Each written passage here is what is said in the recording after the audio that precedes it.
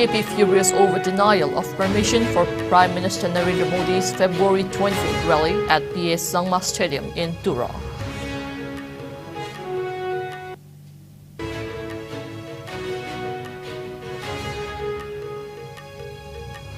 Presentations made by Manipur government during B20 conference were excellent and showed true potentials, says Honorary Consul of Indonesia Kumar Sharia.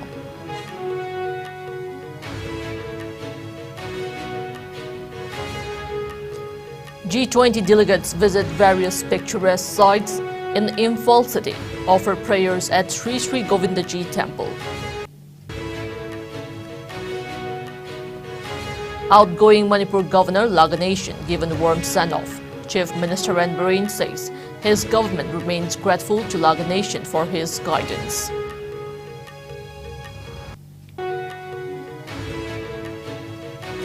And Chief Minister Nongthong Bareen launches water treatment plant worth 100 crore rupees at Chingkhaiching in Imphal East. Urges people to use water judiciously.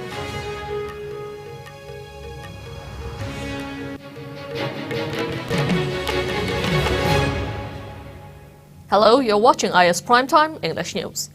Before we begin, IS News would like to remind our viewers to practice physical distancing, hand hygiene, wear masks, protect yourself, and get vaccinated to ward off COVID-19. I'm JESSIA OINAM giving you the news in detail. In what comes as a massive showdown between the NPP and the BJP, the Saffron Party has accused the Conrad Sangma late Meghalaya government of trying to stall the BJP campaign in the poll-bound state. The BJP is furious over the denial of permission for Prime Minister Narendra Modi's February 24th rally at the PA Sangma Stadium in Tura. The stadium, which is under administrative control of the state government, has become a hotly contested issue between political parties. Meanwhile, Meghalaya BJP State President Ernest Maurey, speaking exclusively to India Today, NE said that government of Meghalaya is denying permission for election rally of Prime Minister Narendra Modi in Tura. The BJP has accused the National People's Party NPP of knee-jerk reaction following a recent visit by Union Home Minister Amit Saha to Tura. The BJP had applied for permission to hold the Prime Minister Mega rally on February 24, but the request was denied. According to the BJP, the Tura authorities, including the district sports officer, told them that the stadium had not been handed over as it is yet to be completed. In response, BJP Vice President Bernard Mark stated this only shows that Conrad Sangma is rattled and scared after the visit of Home Minister in Tura. The controversy over the stadium has escalated further following the NPP's opening of the incomplete stadium last December. While tensions remain high, both sides remain hopeful that a resolution can be reached, allowing for a successful rally and the opportunity to engage with voters in Tura.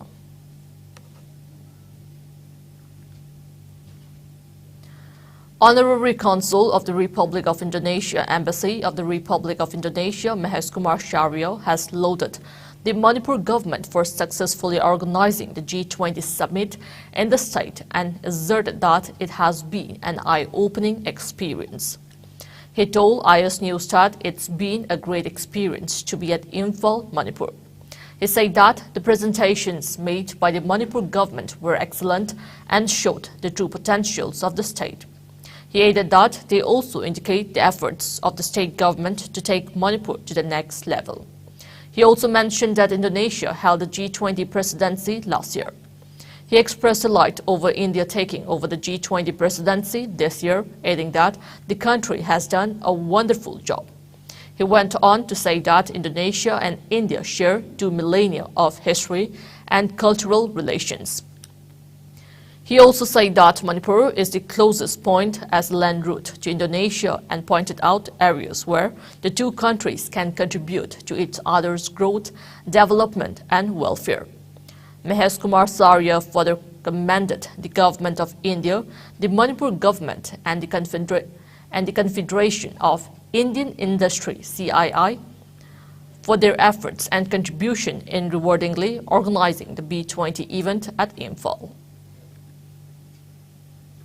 It's been a great experience to be here in Imphal at Manipur. Indonesia was the G20 presidency last year, and we are delighted that now in India it has taken over, and they have done a wonderful job. Government of India, Government of Manipur and CII, they all together have done a wonderful job of organizing the G20 and B20 meeting at Imphal. To be very frank, it is much beyond the expectation when I came. As the chairperson of ICC, I have come to Imphal in past, and I found a lot of potential in Manipur, but I also noticed that it was not being used to the expected level. But this time it has been an eye-opener. The presentations made by the government of Manipur has been excellent and shows the true potential as well the activities, the move forward that government of Manipur has taken to take Manipur to the next level. IT, tourism, we can have many areas where we can be able to contribute. Also speaking to IS News, Head of Protocol in the Economics and Culture at the Consulate General of the Russian Federation at Kolkata, Katerina Lazareva thanked the people of the state for the warm welcome, the hospitality shown by the people of the state during their stay, and adding that it is not in line of comparison with any other states. She asserted that she is impressed by the culture, tradition and custom of the state of Manipur. She also said that Russia is interested in strengthening ties, especially with India, and added that one of the main goals of India during the G20 presidency this year is not only bilateral cooperation but also regional level cooperation. She stated that it would be a nice initiative if the cooperation between Manipur and any other Russian region enhances in the years to come. That's the amazing experience. I'm really impressed by all your cultural traditions, customs. It was a very warm welcome for all of us. And this level of hospitality is not in the line of comparison with any other state. So, right now, Russia is very interested in diversifying ties, especially with India. And as one of the main goals of India this year during the G20 presidency is not only bilateral cooperation on a country level, but also on a regional level. It could be a very nice initiative if we manage to enhance the cooperation between Manipur and any other Russian region as well. On the final day of the three-day visit to Manipur for the G20 summit, the G20 delegates did not miss a chance to visit various picturesque sites of Imphal city.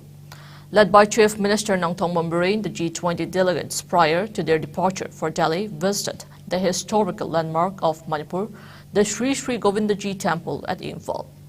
Known as the largest and most significant Vaishnava temple in Manipur, Sri Sri Govindaji, the monument of antiquity, is a blessing.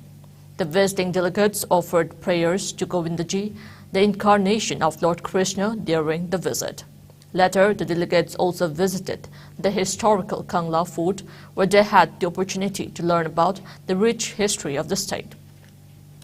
They also witnessed the famed old women's market in the world, the Ima Kaitel, also known as the Nupi Kaitel or the Kwairaman Kaitel. These fascinating places continue to draw interest and curiosity from the visitors. Chief Minister Mombarin, during the sightseeing tour, said that Manipur, the jewel of India, has a lot to offer to the world. He expressed happiness to see that the G20 delegates witnessed and took part in the devotional activities, making their visit in Manipur more enriching and rewarding, adding that they were provided with an immersive experience on the community's lifestyle, culture, folk songs, dances. Manipur hosted the first of the 4 sessions of B20 conference, the official G20 dialogue forum for the global business community at City Convention in Palace Compound, Imphal, on February 17, attended by the delegates. Yesterday, the Chief Minister led the G20 delegates, diplomats, ambassadors in a sightseeing tour to various scenic places across the state, including the Ibutao Margin Polo Complex at Haingang, the INA Headquarter Complex at Moirang, the pristine Loktak Lake and Sangay Ethnic Park at Moirang Kuno. They also witnessed a Rambai show and a polo match at Merging Polo Ground, a boat tour in Loktak Lake, besides witnessing the replicas of traditional huts of more than 30 different indigenous tribal communities of the state.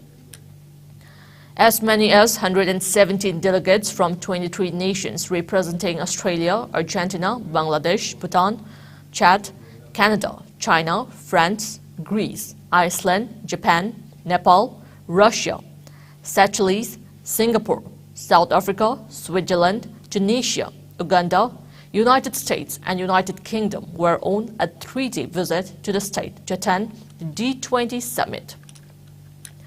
Besides the delegates from these countries, the dignitaries included 26 overseas business delegates and 24 diplomats, including ambassadors from these countries and India. Additionally, incoming trade and business delegations and representatives from Bhutan, Bangladesh, Japan, and Australia were also part of the team.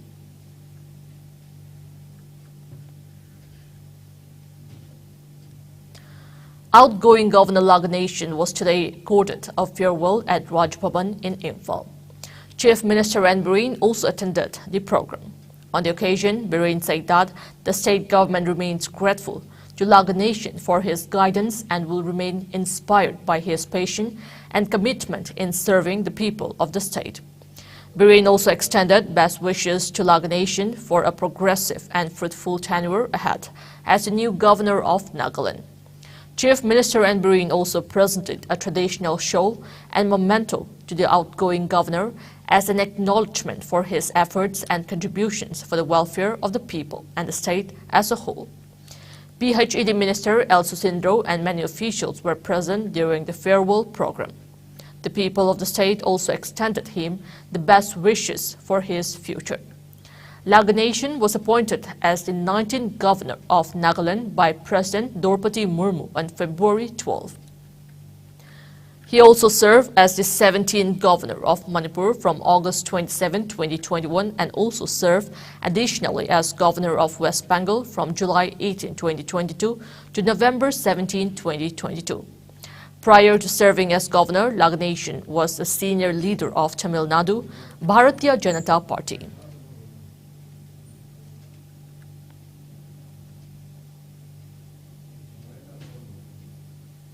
Chief Minister Nongthong Bireen launched a water treatment plant worth 100 crore rupees being constructed at Jinkhaiching in Imphal East District today. Appreciating the officials of the Public Health Engineering Department, PHED, and the contractor for the dedicated efforts to provide water to the public, Chief Minister N. Bireen stated that the source of water for the plant will be Taubal Dam. He maintained that the state government has been putting all possible efforts to provide tap water to every household. Once the pipeline laying work is completed, the plant at Jinkhaiching will be able to provide water to various parts of Imphal, including those areas which get water from Singda Dam. The Chief Minister continued that there had been apprehension among the public about the drying up of water at sources like Singda Dam, adding that the drying up of water sources is mainly due to large-scale deforestation. He also stressed on the possibility of providing tap water to entire Imphal area by the plant for the period before the onset of rainy season. He further informed that the state government has been working on to get water from various sources including Loktak Lake, Izai River near Tupul and Barak River from Karong site, adding that projects are being made for the same to increase water sources. He lamented that many people are very irresponsible in using water and stressed the need for judicious use of water.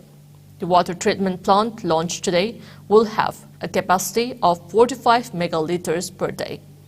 With the launch, the plant will start providing water to some areas of Imphal city initially. Later, the Chief Minister also visited the water supply scheme constructed at Porompat near the TV tower and also released its water supply. Public Health Engineering Minister Leishangthem Susindro Maitai, Secretary, Government of Manipur, Namoijam Kheda Varta, officials of Public Health Engineering Department and Keystone Infra Private Limited took part in the program.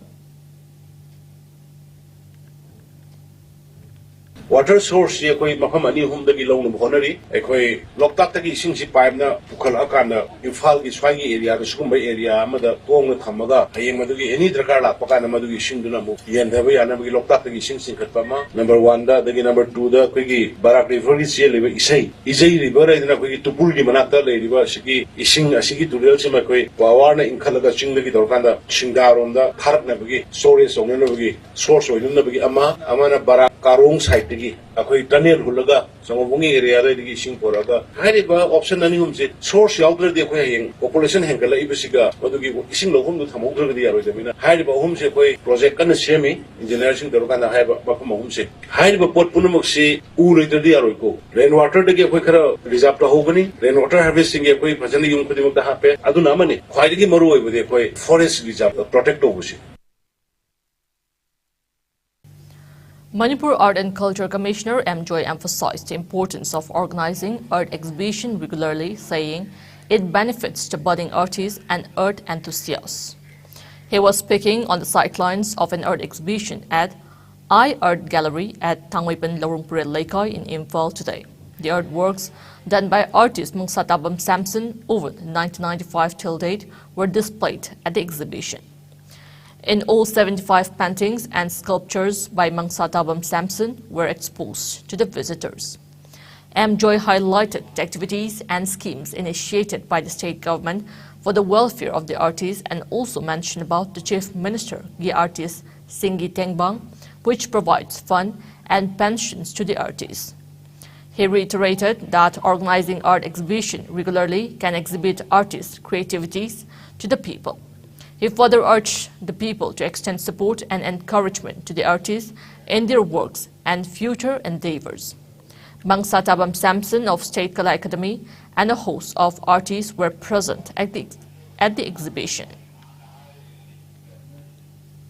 The artist singi tengbang hariba scheme masi makada la kamo bi singyang kai bi sing bunga bi masi koina piri adaki sali sahi haitare mars salo do bose sigi koi selection to bol loigre adula mars maunga selection to ga ma ge account sigi makata wada koina mu pension scheme ma ga hapsari pension haragadi sahi thawoi do ni mamangai dagi lai yatra lakwa anna ji koi masak khangba the state awardee, national awardee, me am saying say, okay, in the Makoi Plantori and Mogi, Biotata, me am saying the Kana, say here with her, Yam put in what sing contra, sing Yakai and by the people.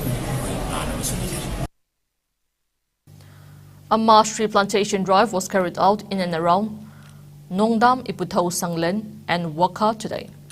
The drive was carried out by members of Committee of Civil Society Kanglei Park CCSK for the second phase. It was held as part of CCSK's campaign Sanghalasi Iramdam, which aims at mitigating effect of climate change. Speaking on the sidelines of the drive, CCSK President Jitendra Ningomba expressed concern over the climate change escalating toll on the world. He asserted that mass cutting down of trees contribute towards the same. He also mentioned that 1,200 saplings were planted in the first phase of the campaign and assured to continue the same in future. He further urged the people to plant more trees to help save the environment. Around 250 saplings were planted in and around the area during the drive. Apam makhalgi usingdu reasonable oibo mongda pibu ngamna ba koi forest department ka tied up tokjara koi chinjara ke musung koi sazu thab yogjege loina singi area gi popi plantation tokjun tokjun kakki ba kahin gi ba muru ko sing kanoma yam singsu angam makke gi tu to ngamna ba koi su khona jege miam pumna mungsu khulkhul gi lekai kalam kanon su usa thabgi drive sathamine harika nong su godam matamda nong su daba adigi nong kidang su godam matamda nong khulu Pay channel broadcaster has made a whopping increase in the subscription fee in the country, which has created a difficult situation in retransmission of some important channels. The inconveniences is regretted. Efforts are on to resolve the issue at the earliest and provide the said channels again to Iscom subscribers, said management team of the cable TV service provider company. Now it's time for a short commercial break. Keep watching IS News. Go Aviator Academy, Mapung Fana Aviation Tamnanabagi Mafam. Experience Lairaba Singna Takpi Tambiri.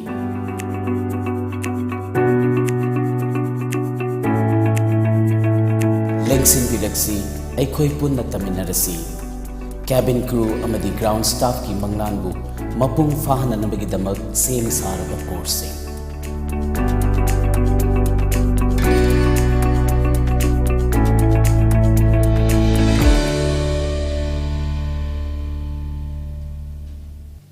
Welcome back. You're watching IS Primetime English News. Devotees across India throng temples of Lord Shiva to offer prayers on the occasion of Mahashivratri. Considered one of the most auspicious festivals of Hindus, Mahashivratri, the literal translation of which is the Great Night of Shiva, was celebrated with great fervor across various parts of the country.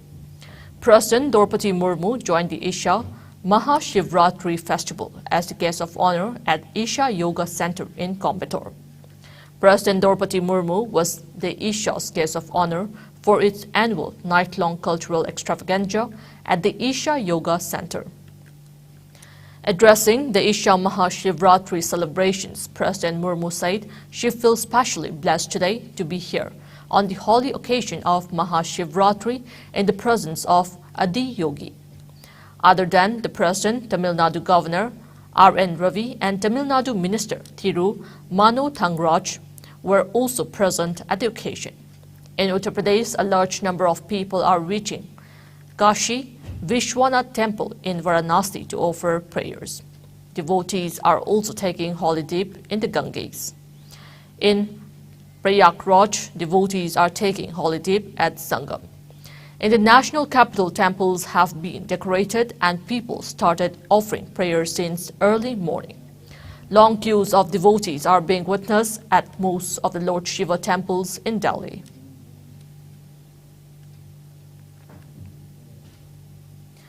In the past 24 hours, Manipur reported 0 coronavirus cases. According to latest updates from the Manipur COVID-19 Command Control Room, altogether 60 samples collected and tested in the same hours tested negative for the virus. The number of doses of COVID-19 vaccine was 7 on February 18. The cumulative doses are 32,68,768.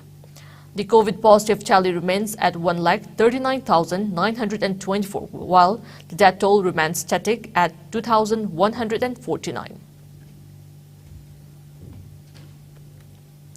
India reported just 142 new COVID-19 cases in the last 24 hours.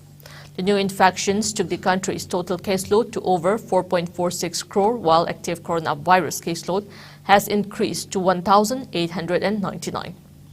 As per the Ministry of Health and Family Welfare, the death toll stands at 5,30,760 with 3 new deaths. Meanwhile, the number of people who have recuperated from the disease has gone up to 4,41,52,258 with 107 recoveries in the last 24 hours.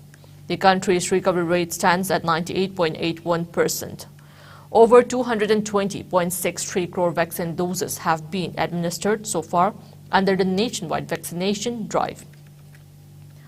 Top 3 states contributing maximum number of COVID-19 cases to India's tally are Maharashtra, Kerala and Karnataka. Meanwhile, in the northeast India, Assam has the highest number of active cases, followed by Mizoram and Meghalaya. COVID-19 has infected over 67 crore 86 lakh, while more than 67 lakh 90,000 have succumbed to the dreaded coronavirus and recoveries are above 65 crore 12 lakh. Globally, USA has the highest COVID-19 cases, followed by India and France. Now, the sports news. India's campaign in the Badminton Asian Mixed Team Championship ended with a 2-3 loss to China in the semi-finals, but not before the doubles team men's and mixed came up with inspired performances to give their opponents a tough time yesterday. In the 5-match tie, world number 9, HS Pranoy was shocked by world number 125, Lei Lenshi. the Indian lost the match 21-13, 21-16. While the Indians were expected to make short work of their neighbors in the singles, PV Shundu too disappointed in her match against world number 101 Gao Fengji 21-9, 16-21, 21-18 in the women's singles. The men's double pair of Dhruv Kapila and Chirag Shetty then overcame Ji Tiang and Zhou Haodong 21-19, 21-19, and the women's double pair of Theresa Jolie and Gayatri Gopichan defeated Liu Shengshu and Tan Ning 21-18, 13-21, 21-19 to level the scores at 2-2. All eyes were on the mixed doubles pair of Ishan Vatnagar and Tanisha Cresto to guide India into the final, but Jiang Zhen Bang and Wei Yaxin proved too strong in the decider, winning 21-17, 21-13 in just 34 minutes. Though India lost the keenly contested match, they will return home with a first ever medal, a bronze from the continental tournament, as both losing semi-finalists are awarded medals.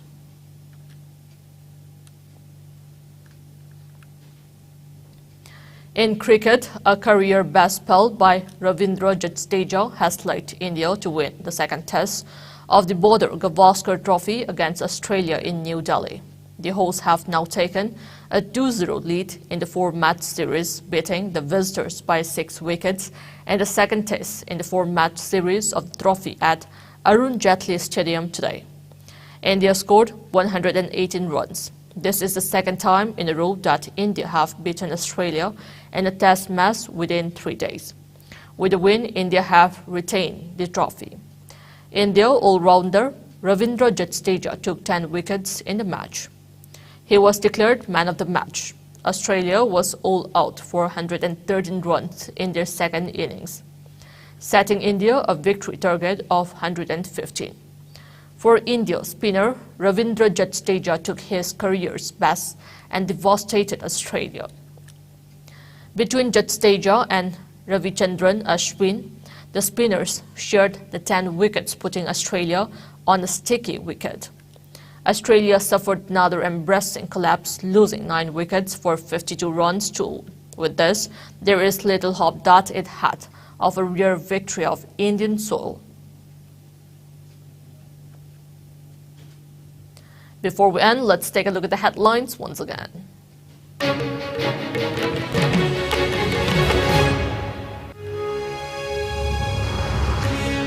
BJP furious over denial of permission for Prime Minister Narendra Modi's February 24th rally at PA Sangma Stadium in Tura. Presentations made by Manipur government during B20 conference were excellent and showed true potentials, says Honorary Consul of Indonesia Mahesh Kumar Shaurya.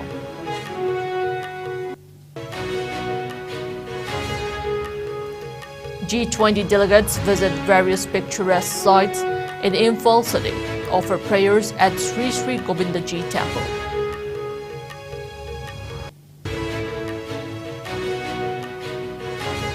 Outgoing Manipur Governor Laganesian given warm send-off. Chief Minister N. Biren says his government remains grateful to Laganesian for his guidance.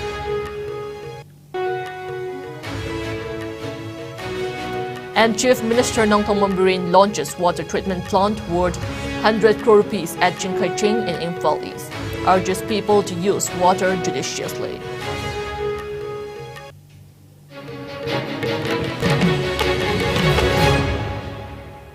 That's all we have in this bulletin. Coming up next, we have IS Prime Time Manipur News at 9 p.m. Till then, good night.